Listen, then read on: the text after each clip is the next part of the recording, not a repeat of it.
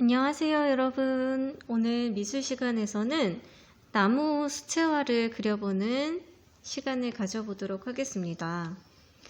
여러분들 얼마 전에 시화전 잘 봤고요. 시화전 작품들을 보니까 나무를 그린 친구들이 많더라고요. 근데 나무의 형태가 어떻게 보면은 굉장히 유화적인 느낌이 드는 친구들이 있고, 그리고 실제 나무를 제대로 관찰을 안 하고 그림을 그렸다는 느낌을 받을 때가 있었어요. 그래서 오늘은 나무를 잘 그리는 방법, 잘 그리는 꿀팁을 전수를 해보도록 하겠습니다. 자, 일단은 준비물부터 챙겨야겠죠? 자, 준비물은 우선 이 종이는 캔트지면 좋고요. 스케치북이나. 자, 이 종이와 웬만하면 A4 용지는 안 쓰는 게 좋습니다. 웬만하면은 두꺼운 종이를 사용을 하면 좋을 것 같고, 선생님 저는 진짜 캔트지 못 구하겠어요. 이러면 밖에 문구점 나가서 사오세요. 얼마 안 합니다. 정 나가기도 코로나가 무서워서 못 나가겠다.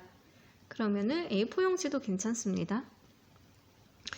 자, 그 다음에 요 사비 연필, 샤프도 괜찮은데 그림 그릴 때는 기본적으로 연필을 사용하는 게 가장 좋습니다. 왜냐하면 이 연필 흑연으로 선의 강약을 조절할 수가 있거든요. 이렇게 세우면 가는 선이 나오고 눕히면 두꺼운 선이 나오기 때문에 연필을 사용하는 게 좋습니다. 자, 그 다음에 우리가 흔히 쓰는 지우개랑요. 자, 그 다음에는 여러분들한테 구매를 해서 준비를 하라고 했던 이 고체, 물감, 이 수채화 세트, 그리고 여러분한테 사라고 한 그 수채화 세트에 들어있는 붓은 굉장히 가늘고 힘이 없어요. 그래서 일부러 다이소에서 파는 그 수채화 붓을 따로 구매를 하라고 전달을 했습니다. 다 구매했죠? 자, 그 다음에 요 물, 그렇게 많지 않아도 되는 이 물통은 종이컵도 괜찮고요. 상관없습니다. 자, 이렇게 준비물이 다 준비가 됐으면 이제 그림을 그려볼까요? 자, 나무를 그릴 때는요, 나무의 기본적인 형태를 파악을 하는 게 먼저 우선 되어야 합니다. 참고로 그림은 그렇게 크게 안 그려도 됩니다. 지금 이게 한 13cm 정도 되거든요. 작게 그려도 괜찮아요. 크게 그리고 싶은 사람 크게 그려도 괜찮고요. 자, 밑에서부터 시작을 할게요. 왜냐하면 나무는 밑에서 위로 자라기 때문에 밑에서부터 밑둥이라고 하죠. 밑둥부터 먼저 그리는 게 좋습니다. 그리고 바닥에는 땅이 있을 건데, 보통 나무가 자라는 땅에는 뭐가 있어요? 풀이 자라나 있죠. 이렇게 풀도 그려줍니다. 이렇게 풀을 그려주고요. 자연스럽게. 자, 이제 올라갑니다. 자, 이렇게 올라가는데, 올라가면서 큰 가지가 나오거든요. 큰 가지가 나옵니다. 이렇게. 자, 일단 여기까지 그리고 나무 기둥을 계속 그립니다. 올라가요. 자, 올라가다 보면은 나뭇잎이 이렇게 나오겠죠? 나뭇잎이 그냥 공중에 붕 떠 있는 게 아니라 가지에 붙어 있는 애들이기 때문에 위에 갈수록 가지가 많아져요. 굉장히 많아집니다. 그래서 여기서 중간 정도 올라왔다 싶었을 때 나뭇잎을 많이 그려줍니다. 그리고 나뭇잎은 우리가 생각하는 정갈한 모양, 이런 거 있죠? 이거는 정원사가 다 다듬어 놓은 모양이에요. 아니면 저 멀리에 있는 나무 그릴 때 단순하게 그릴 때 이렇게 사용을 하고, 일단 우리는 가까이에 있는 나무를 그릴 거니까 나뭇잎을 이렇게 그려줍니다. 그림이 좀 커질 것 같은 느낌이 드는데 약간 납작하게 그릴게요. 그리고 나뭇잎의 이 아웃라인이라고 하기도 하는 아웃라인, 이 외곽선은 약간 좀 뭐라고 해야 될까요?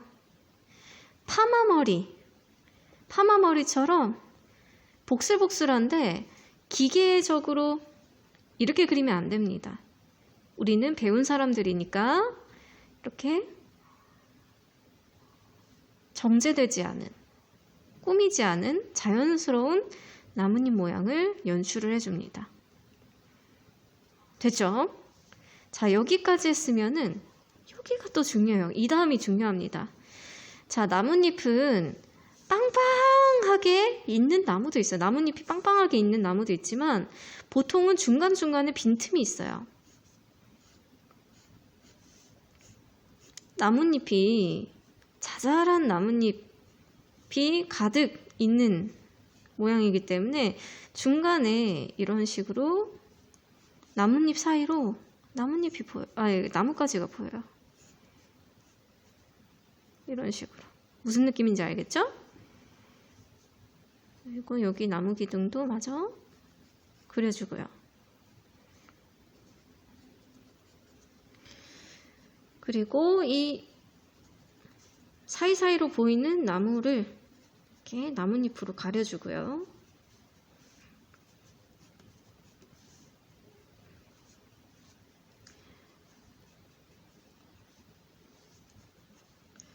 여러분들이 평소에 그렸던 나무랑은 좀 다른 느낌이죠. 근데 나무를 잘 그리는 친구들이 있어요. 보면 있는데 이런 나무를 그릴 줄 아는 친구들이 관찰력이 좋은 거예요. 평소에 나무가 어떻게 생겼는지 잘 관찰한 친구들이죠. 자, 그 다음에 색칠을 하도록 합시다. 딱 여기까지 해도 괜찮습니다. 자, 색칠은 수채화의 기본은 밝은 색부터 쓴다는 것입니다. 밝은 색부터 써볼게요. 물을 충분히 묻혀서 팔레트에 문지른 다음에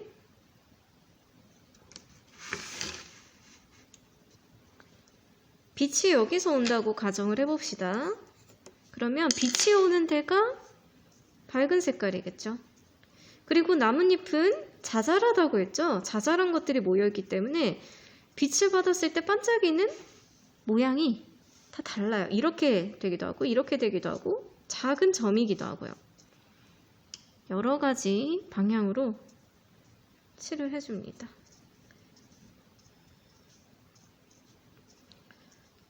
그림을 그릴 땐 약간 마음을 차분하게 하고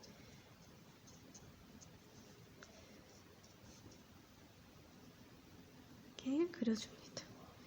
자, 밝은 부분은 여기까지 할게요. 여기도 덩어리이기 때문에 밝은 부분이 조금 있겠죠. 빛을 받는 부분이 있겠죠. 있습니다. 이렇게. 자, 그 다음에 무슨 색을 써야 될까요? 맞아요. 연두색을 섞어야 돼요. 여기 있는 연두색을 노란색이랑 섞어요. 기존에 있던 칠해놓은 연두색에 섞습니다. 그러면 밝은 연두색이 되겠죠. 그러면 이 노란색 사이사이에 넣어준다는 느낌으로 사이사이에 넣어줘요. 근데 크기는 또 아까 노란색 했던 것처럼 방향을 다르게 이렇게도 했다가 이렇게도 했다가. 그리고 수채화의 매력은 중간중간에 흰 공간인데요. 숨구멍이라고 해요. 이 숨구멍을 좀 남겨주는 게 수채화의 매력이에요. 근데 그렇다고 해서 연두색, 그 흰색 부분이 너무 많으면 미완성처럼 보이겠죠? 그래서 어느 정도 빼곡하게 칠을 해줍니다.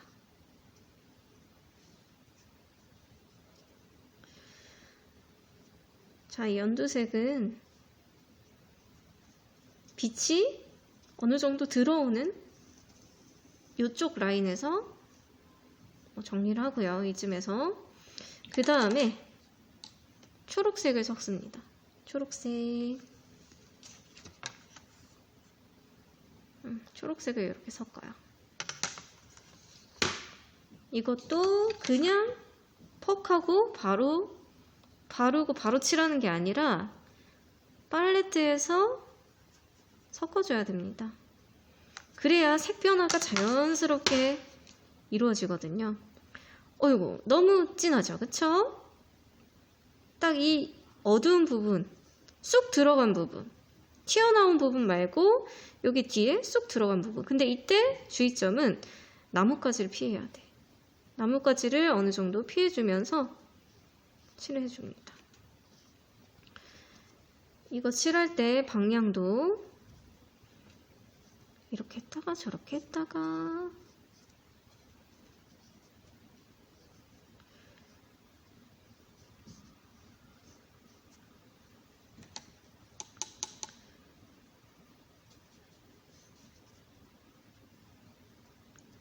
자, 이제 어두운 부분까지 칠해줍니다.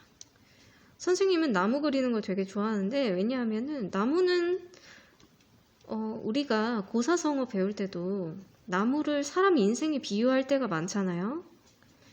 선생님 개인적으로는 그 나무가 가장 사람이랑 비슷한 식물인 것 같아요.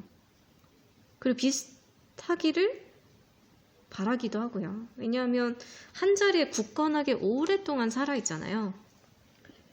그래서 사람이랑 비슷하고 또 사람이 닮아야 되는 그런 식물이라는 생각이 들어요. 자, 이 초록색에서 더 짙은 어두운, 그러니까 나뭇잎의 그림자를 담당을 해줄 그 초록색을 찾아야 되는데 갈색이랑 섞습니다. 갈색. 만약에 갈색이 없다 그러면 파란색 섞어도 괜찮아요.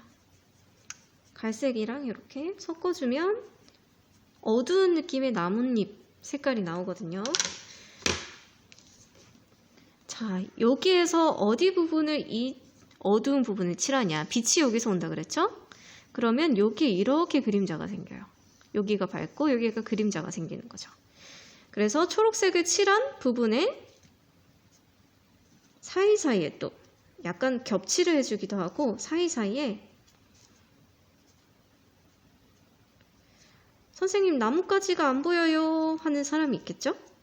나뭇가지는 본격적으로 칠하게 되면 다 보입니다. 지금은 신경을 안 써도 돼요.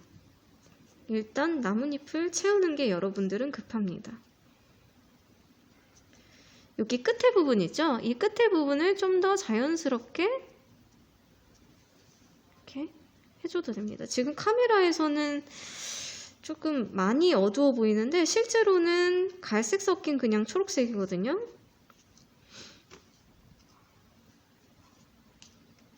여러분들 화면은 어떻게 보일지 모르겠으나 한번 해보면 알 거예요. 어떤 색깔로 나오는지. 여기 사이사이 흰 부분을 조금 가려준다는 느낌으로 더 해줍니다. 자, 그 다음에는요. 중간중간에 이렇게 허전해 보이는 부분을 이렇게 더 채워줘요.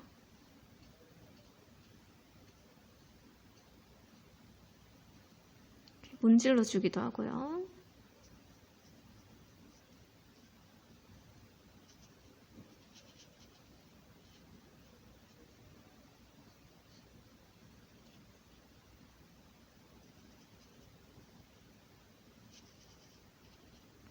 자, 그 다음에 이제 해야 되는 일은 종이 쳤네요.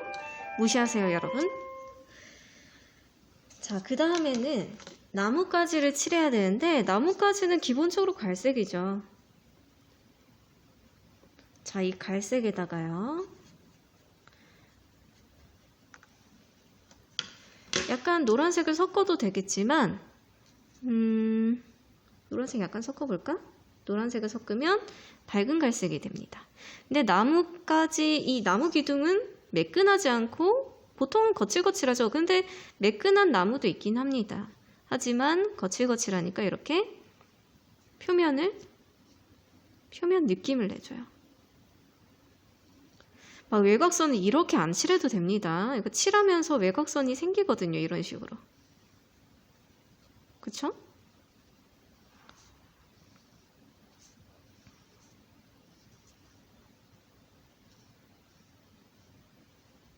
이렇게 거칠거칠한 느낌을 내줍니다. 자, 그 다음에는 안쪽도 해줍니다. 이제 아까 스케치했던 부분을 잘 보고 안쪽에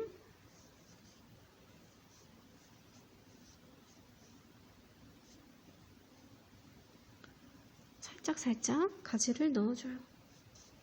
점점 자연스러워지고 있죠?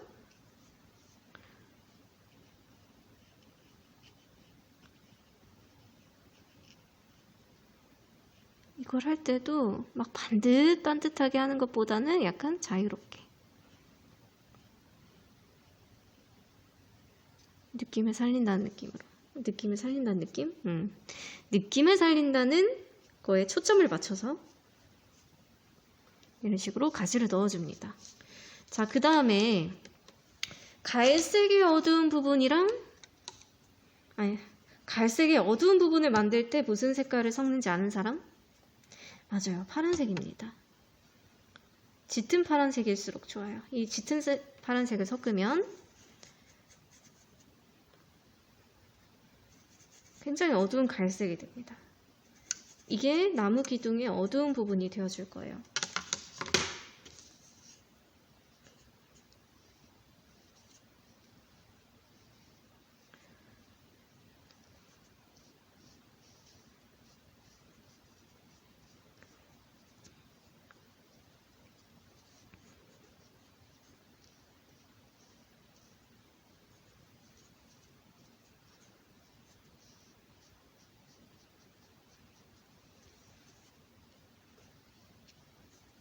여기에도 약간 살짝 두꺼운 부분에만 그림자 처리를 해주면 좋고요.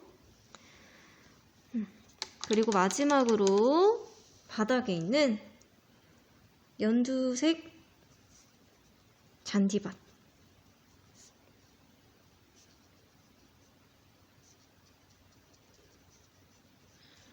자, 이렇게 대략 완성을 해봤습니다. 이런 식으로 완성을 해봤어요. 지금 너무 급하게 그려서 퀄리티가 엄청나게 높은 건 아닙니다. 그렇지만 기본적인 나무를 그릴 때 이러한 방법으로 그리면 된다는 것을 알려주는 게 오늘 수업의 목적입니다.